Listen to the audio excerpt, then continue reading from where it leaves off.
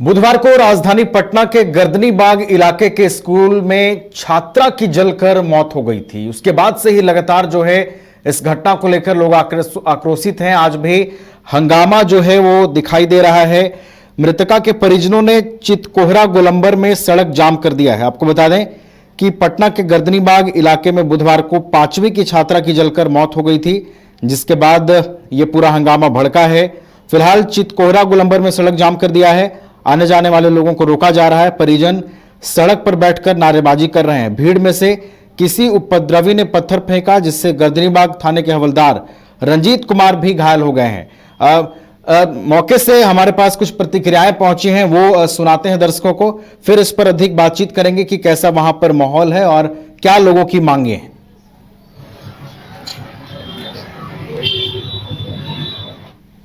नारेबाजी कर जो भी इलीगल तरीके से हंगामा कर रहे हैं या पत्थरबाजी कर रहे हैं या नारेबाजी कर रहे हैं, उन पर एफआईआर होगा, कानूनी कार्रवाई होगी। सुनने में आया कुछ घायल हुए।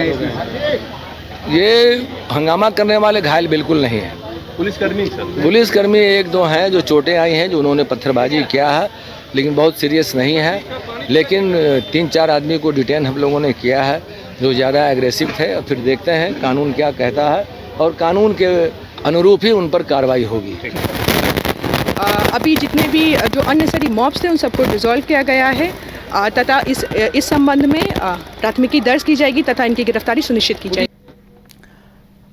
चलिए तो और अधिक जानकारी लेंगे इस पूरे खबर पर कि कैसी वहां पर फिलहाल स्थिति है, परिजनों की ओर से क्या कुछ मांगे की जा रही हैं। हमारे साथ हमारे सहयोगी विवेक जुड़ गए हैं। विवेक, देखिए बीते दिन ही एक स्कूल में छात्रा की जलकर मौत हो जाती है, जिसके बाद लगातार आरोप लगाए जा रहे हैं परिजनों की ओर से कि उसकी हत्या की गई है और आज देखिए जमकर हंगामा हो रहा है। क्या वहां पर स्थिति नजर आ रही है विवेक?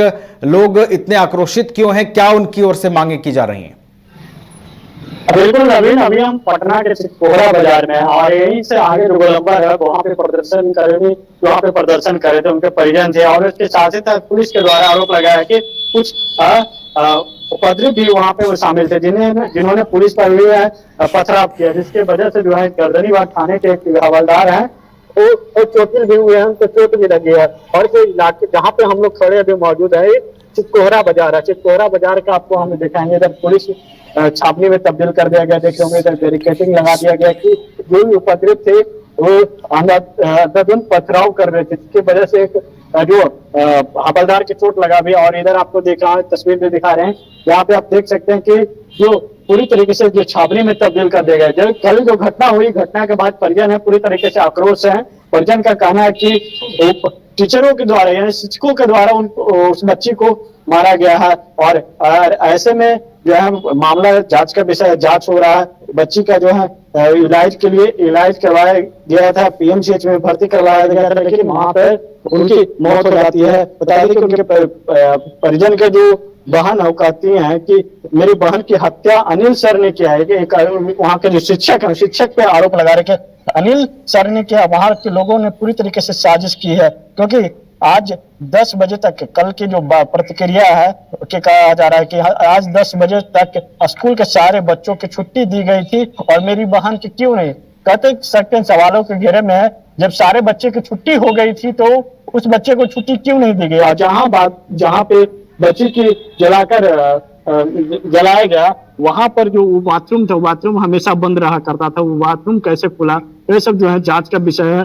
लेकिन जो यहाँ पर पूरी तरीके से छावनी में है, जो पूरी तरीके से इलाका जो है तब्दील कर दिया गया है। तस्वीर हम आपको दिखा रहे हैं। इस इलाका में लोग जो काफी भीड़ भड़ाके का इलाका रहता था, लेकिन ये भीड़ तो अभी भीड़ यहाँ पर उतनी भीड़ नहीं देखने को मिल रहा है। और इधर से मेन रूप के सामने जो मंत्री क्लब है वहाँ पे लोग मंत्री लोग रहते हैं और इसके ठीक सामने ये बाजार है। और कह सकते पटना के बीचों बीच में घटना को अंजाम दी जाती है, लेकिन अभी तक कई लोगों की तो गिरफ्तारी हुई है। लेकिन परिजन जो है लगातार आक्रोश मूड में है, लगातार कह रहे हैं कि जब तक जो सरकार हो, हम लोग को मुआवजा की भी मांग कर रहे हैं कि जब तक मुआवजा नहीं मिलेगी तब तक हम लोग जो है इसी तरीके से प्रदर्शन करते रहेंगे। बता दें कि इसमें कई तरीके की थ्योरी सामने आ रही है। इस मामले में शिक्षक और परिजन की ओर से भी 2 थ्योरी कही जा रही है। बता दें कि पहली थ्योरी स्कूल के कर्मियों की है। उनके मुताबिक बच्चों के बैग में पानी की बोतल से केरोसिन तेल छिपाकर लाई गई थी।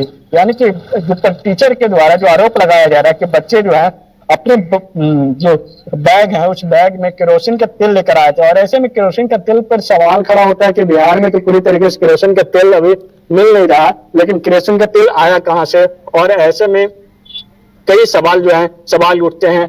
पुलिस है पूरी तरीके से मामले को तहकीकात कर रही है, लेकिन परिजन है वो परिजन सीधे तौर पर वहां के जो शिक्षक पे आरोप लगा रहे हैं, साथ ही साथ पुलिस प्रशासन पे भी आरोप लगा रहे हैं कि पुलिस प्रशासन पूरी तरीके से मामले में ये लिपापोती कर रही है। अभी पूरी तरीके से जो इलाका है इस इलाका को छावनी में तब्दील कर दिया गया है। यहाँ पे पुलिस बल के भारी संख्या में बल को तैनात किया गया कि किसी तरीके से उपद्रव को जो है यहाँ पे कंट्रोल किया जाए। जी नवीन। अच्छा विवेक, आपने कई चीजों का जिक्र किया जो इस पूरे मामले में कहीं ना कहीं जांच की सुई को घुमा रहे हैं। आपने बताया कि जब सारे बच्चों की छुट्टी होती है तो उसकी छुट्टी क्यों नहीं होती है, वो स्कूल में ही क्यों होती है, और उसकी मां की ओर से भी विवेक ये कहा जा रहा है कि उनकी बेटी की हत्या की गई है। तो ये जो परिजनों के आरोप हैं विवेक, उसको गंभीरता से कितना लिया जा रहा है, या फिर वो जो आधार बना रहे हैं चीजों को, उस पर आप किस तरीके से देखते हैं कि जांच होनी चाहिए, या उनकी बातें कितनी पुख्ता लग रही हैं जो परिजन कह रहे हैं कि हत्या की गई है हमारी बेटी की?